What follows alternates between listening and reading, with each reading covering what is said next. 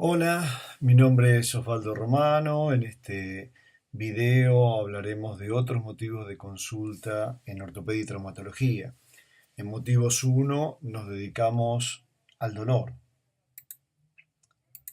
Veamos que hay diferentes motivaciones por las que nos puede consultar los pacientes. Eh, el dolor, ya dijimos en otro video, que era el más frecuente, y todos los restantes pueden venir en forma aislada o acompañados de un cuadro de dolor.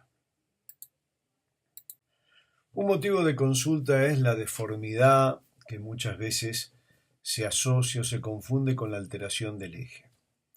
La deformidad es cuando cambia la forma de parte del cuerpo, puede ser por una tumefacción, como en este caso en el hombro por una cuestión inflamatoria, o en este tobillo por la presencia de un tumor.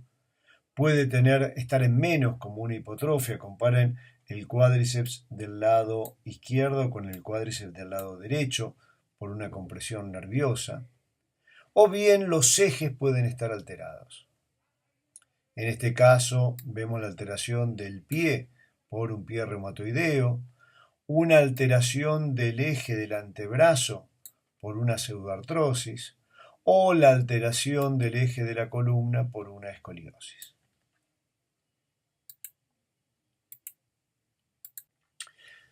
Los trastornos de la marcha son un motivo de consulta frecuente. Estos trastornos los podemos dividir en dos grandes grupos. Uno, en el que está presente desde el inicio. Se inicia la marcha y uno ya puede ver que la persona tiene algún tipo de dificultad. Estos por el tiempo podrán ser transitorios o definitivos. Un esguince de tobillo o una fractura puede ser un trastorno transitorio y una vez que consolida o mejora, la persona reanuda su marcha normal. O bien puede ser por una causa de tipo neurológica, ortopédica o de otro tipo. Las de otro tipo podrán ser cardíacas, respiratorias, metabólicas. Nos vamos a dedicar un poquito más a las neurológicas y a las ortopédicas. Pero también puede ser que la claudicación de la marcha no esté presente desde el inicio. En este caso hablamos de una claudicación intermitente, es decir, la persona inicia su marcha bien y al rato se debe detener porque no puede seguir. Y aquí tenemos dos grandes grupos muy claramente diferenciados, que es la claudicación de tipo vascular, donde el origen es un problema arterial en miembros inferiores, y la claudicación neurogénica, donde el origen es una estenosis del conducto lumbar.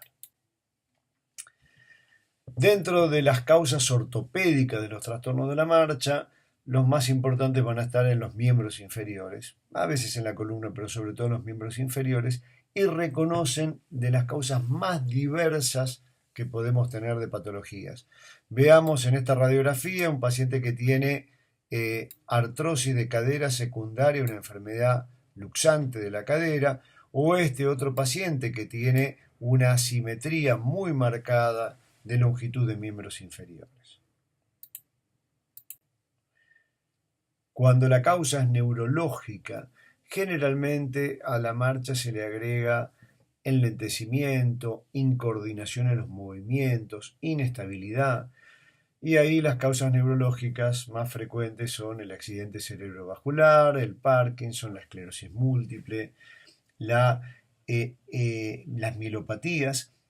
ECNE es una sigla que quiere decir encefalopatía crónica no evolutiva, también conocida como parálisis cerebral infantil, trastornos del niño durante el nacimiento que van a condicionar por espasticidad o por otro tipo de alteraciones dificultades en la marcha. Dentro de la claudicación de la marcha, la claudicación intermitente es la persona que empieza a caminar y deja de hacerlo al rato, no puede seguir haciéndolo. Tenemos dos grandes causas. Por un lado, la causa vascular y por otro lado, la causa neurológica. En la causa vascular vamos a ver que la alteración está en la cantidad de sangre que llega por la arteria. Cuando los músculos caminan requieren mayor aporte sanguíneo, por eso no tiene molestias en los miembros inferiores y puede moverse cuando está parado un rato, pero al caminar aparece esta isquemia. La neurológica, en cambio, es cuando la alteración está en el tamaño del conducto vertebral. Por lo tanto, va a estar más estrecho cuando el conducto está en extensión. Miren en este estudio, este es una mielografía, un estudio que ya no se hace, pero sirve para valorar qué pasa con el conducto en un paciente que está parado y qué pasa con el conducto en un paciente que flexiona el tronco. Miren cómo aparece esta imagen arrosariada, que se va estrechando en distintos lugares, mientras que cuando la misma persona se inclina hacia adelante, el conducto está un poco más amplio. Por eso es que muchas personas empiezan a caminar y se van hacia adelante caminando, o gente que claudica andando por la calle y sin embargo en un supermercado se prendan a un changuito y pueden caminar bastante tiempo. Estas son las diferencias más notorias entre la claudicación neurológica y vascular. Lo más importante es que la vascular suele tener pulsos ausentes y en la neurológica la persona puede pedalear. No puede caminar, pero pedaleando puede andar todo el día. El hecho de poder pedalear y la flexión del tronco son quizá los dos elementos más importantes en la claudicación neurológica. Otro motivo de consulta son las paresias y parestesias. Paresias es cuando los síntomas son motores, que puede ir desde una disminución de la fuerza, que es la paresia, hasta una parálisis. Y sensitivos, las parestesias, donde ahí la parestesia es la sensación de sentir diferente, sentir como hormiguitas, cosquilleo. Pero también puede ser que nos diga que siente más hiperestesia o que siente menos hipoestesia. La impotencia funcional muchas veces se superpone con motivos anteriores. Es la dificultad para hacer algo. Es raro que venga solo, pero muchas veces la persona tiene dolor y una dificultad para calzarse en la artrosis de cadera o tiene alguna impotencia funcional para llegar con la mano a tomar algo en los síndromes de fricción del hombro. La rigidez también se puede superponer a los motivos anteriores. Hay causas como la artrosis que va dando rigidez. En este caso vemos una radiografía con algo que se llama miositis osificante, una persona que ha estado mucho tiempo en terapia intensiva y aparecen estas imágenes de callo que prácticamente están soldando la cadera es decir, soldando el fémur al ilíaco. El control es el motivo de consulta que nosotros más deseamos. Es una situación que lamentablemente es poco frecuente. Sí se puede ver en la infancia, es decir, parte de la evolución del aparato locomotor, no lo hacemos a veces los ortopedistas, los hacen los pediatras, en cuanto a ver cómo va creciendo un niño. También es algo que se suele realizar en grupos deportivos o en exámenes prelaborales. Es muy importante aquí distinguir lo que es crecimiento y envejecimiento de lo que es enfermedad, para no caer en un sobretratamiento. Y por supuesto, esto es un parámetro de la calidad de la población. En la medida que tengamos cada vez mayor cantidad de personas que nos consulten para saber cómo hacen, si están bien o no y cómo hacen para mantenernos sanos, estaremos dando un paso adelante importante. La inestabilidad es la pérdida de la estabilidad, es la pérdida de mantener la cohesión entre los grupos, entre los huesos, y puede ser tanto en la marcha como en posturas.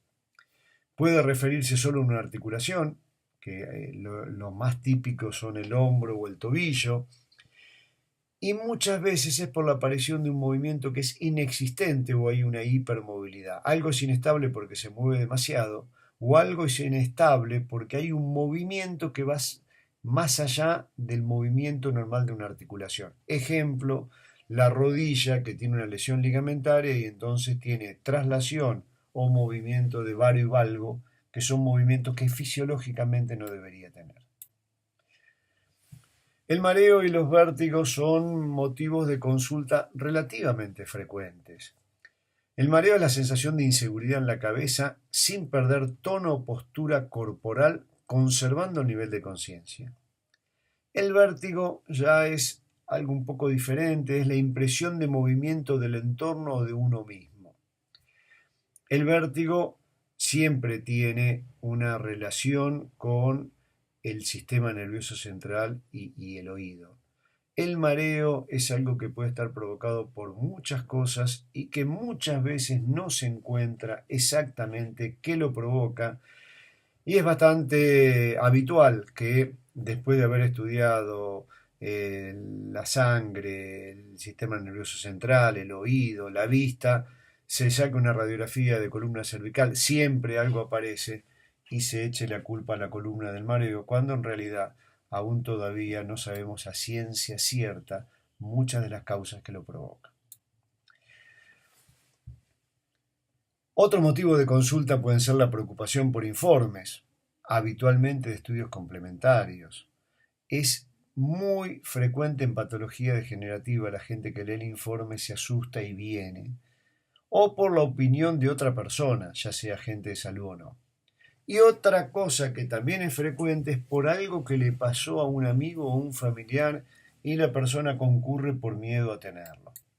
Otros motivos raros tienen que ver a veces con la disfagia y las náuseas. La disfagia es un motivo relativamente frecuente, pero muy raro que sea ocasionado por el aparato locomotor. Tienen que ser situaciones como esta, donde uno puede ver que aquí viene la vía aérea y a partir de aquí, si esta es la vía aérea, aquí viene la vía digestiva. Por lo tanto, el espacio que queda por esta enorme osteofitosis puede justificar la disfagia. Las náuseas muchas veces acompañan a los mareos. Como mensaje podemos concluir que si bien el dolor es el motivo de consulta más frecuente, otros se pueden presentar, ya sea en forma aislada o en forma combinada. Estas causas son el trastornos en la marcha, deformidades, alteraciones de los ejes, rigidez, impotencia, parestesia, paresias, inestabilidad y control, entre otras. Y como dijimos en el video de dolor, escuchar a los pacientes se aproxima al diagnóstico muchas veces y jerarquiza los hallazgos que después van a buscar y pueden encontrar en el examen físico. Por supuesto que hay que tomarse tiempo para escuchar e indagar en las características de cada uno de estos motivos de consultas.